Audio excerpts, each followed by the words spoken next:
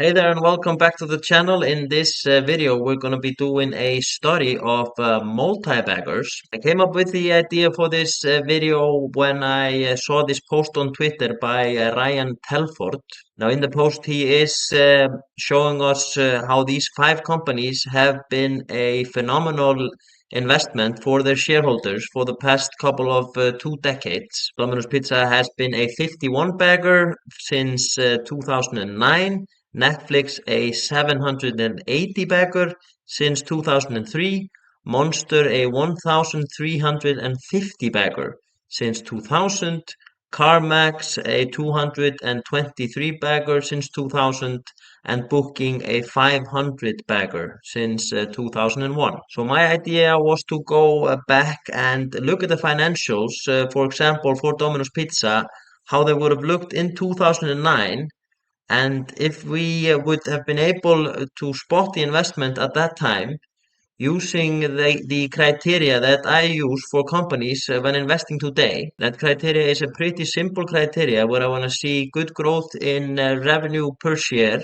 earnings per share, and free cash flow per share. I also want the companies to have strong and preferably expanding margins when it comes to gross margins, operating margins, and free cash flow margins. I want the company to have a healthy balance sheet where the long-term debt doesn't exceed about 4 or 5 times free cash flow. And finally, I of course don't want to overpay for the company, so we will also take a look at the price to free cash flow. Now, like always, I do want to ask you, if you get any value out of these videos, to smash the like and subscribe to the channel if you haven't already. We're going to start off with Domino's Pizza, and the website that I'm using is called roic.ai, and it's totally free. So if you want to check that out and look at historical financials, I'd recommend it. But if you look at Domino's in 2009, we can see that their sales growth from 2004 up to 2009 is pretty much flat. So already there we're seeing something that we're not that excited about. Their gross profits stayed pretty much the same as well from 2004 up to 2009. The company did, however, have quite a lot of debt in 2009, with the long-term debt being $1.5 billion. And if we compare that to a net income of 80 million and free cash flow of 78 million. Also, the trend in their free cash flow is not something I like, where in the past years they had much higher free cash flow at 113 million, and even similar free cash flow in 2009 as they had in what year is this? 2003. The return on invested capital is really strong at 40%, and has been for the prior years as well, which is good to see. Their gross margin is strong as well and seems to be expanding, which is always a good sign. The same thing can be said about their operating margin, going from 11% in 2003 to 13% in 2009. Now, in 2009, the company had a market cap of 491 million, where their enterprise value was over 2 billion because of all the long-term debt they have on their balance sheet. Looking at the average price to free cash flow in 2009 for Domino's, we can see that it is pretty low at only 3.5. But given the history of their free cash flow growth and their revenue growth, along with the really high debt that they have on their balance sheet, I think it's safe to say that I would definitely not have invested in Domino's back in 2009. In the post from Ryan on Twitter, we saw that Netflix, which is the next company we're taking a look at, was a 780 backer from 2003 to 2023. So we'll take a look at their financials, which we can see all the way back to 2000. Starting with their growth in revenue, I'm pretty happy with that, going from 36 million in 2000 up to 272 million in 2003. Their gross profit is also strong, being a 10x in only a couple of years. In 2003, Netflix had 25 million of free cash flow, which I was a little bit surprised to see. I thought they had a negative free cash flow back then, but they've had a really short history of growing their free cash flow since they only had positive free cash flow back in 2002 and negative free cash flow in 2001. Netflix was apparently not profitable on a GAAP basis, so it would be impossible for us to calculate the return on invested capital. However, they had pretty strong gross margins, which were growing since 2000, and they were just starting to break even with their operating margin being 1.6%. In 2003, Netflix had a market cap of 1.3 billion with no debt on their balance sheet, which is positive to see. And Netflix wasn't that expensive on a price to free cash flow basis, with the average being 11. And we can see here the price to free cash flow stayed relatively low for the next decade or so.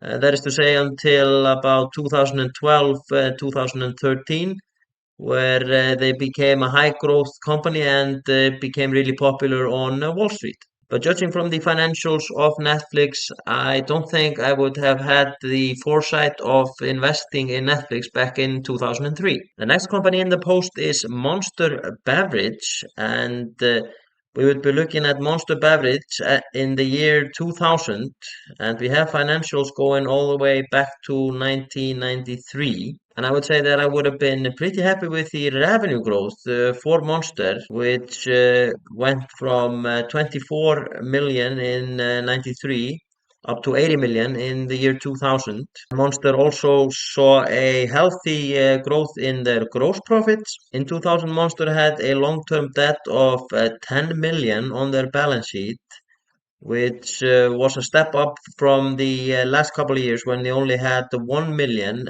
of long-term debt. We can compare that 10 million in debt to their free cash flow, which was actually negative in 2000.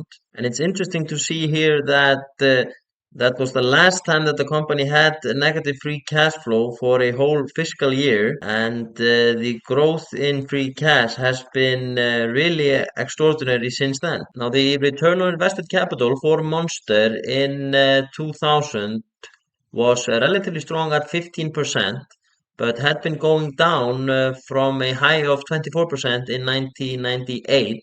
It was a similar story with their gross margins, which were 49% in 98 and went down to 46% in 2000. And their operating margins had been going down as well from 11% in 98 down to 8% in 2000.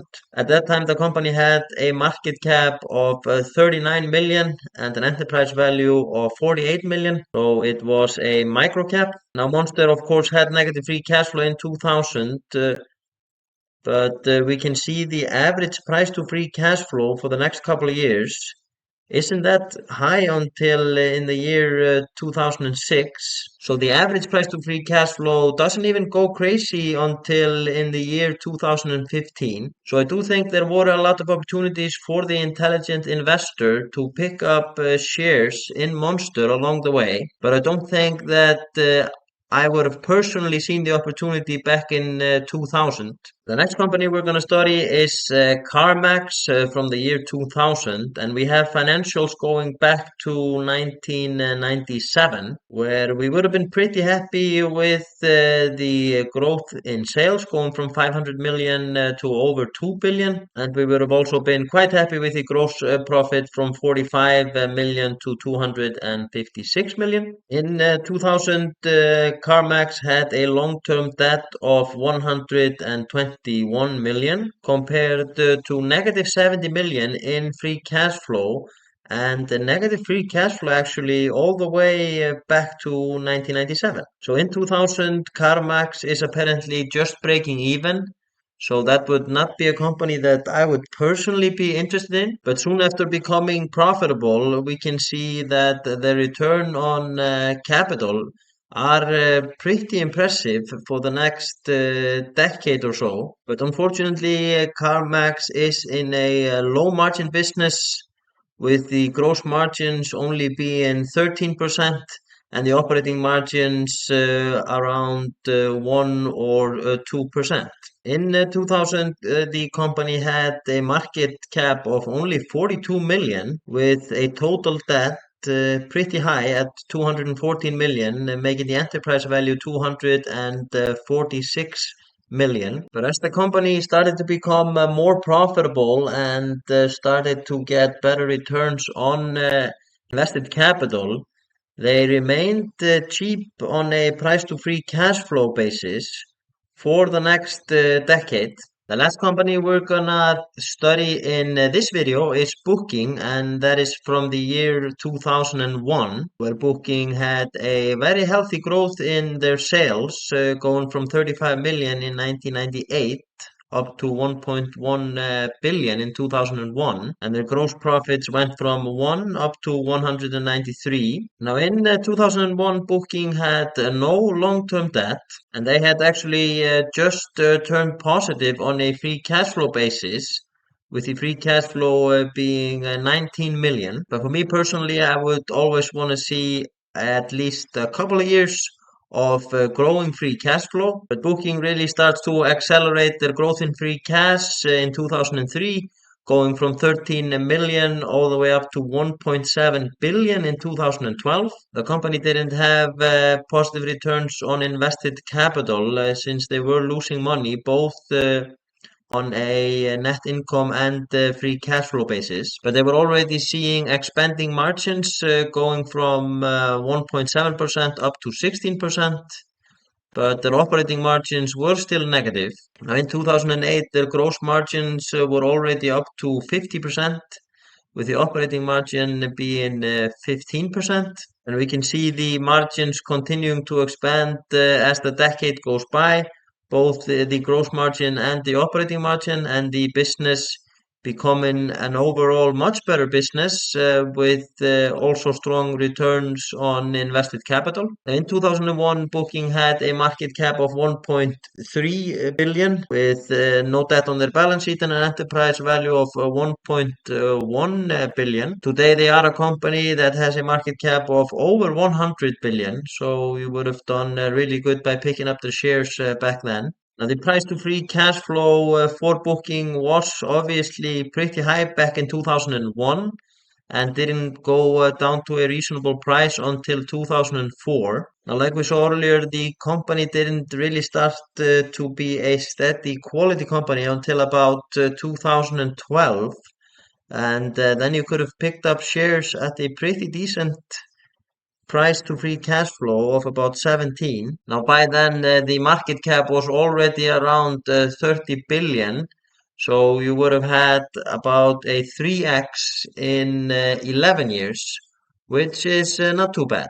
Now, in these studies, we are, of course, only looking at the quantitative factors and not the qualitative. But it is, of course, really hard for us to look back at these companies and evaluate them without having hindsight bias affect us. But I do, however, think that, for example, with Booking and Monster, those are companies that I would probably have been able to invest in at later stages. I just think it's really hard to evaluate companies while they are so small and immature, like Monster back in 2000 at only 42 million market cap and CarMax at 58 million. But I won't be making this video any longer today. I want to thank you for watching and I hope to catch you on the next one.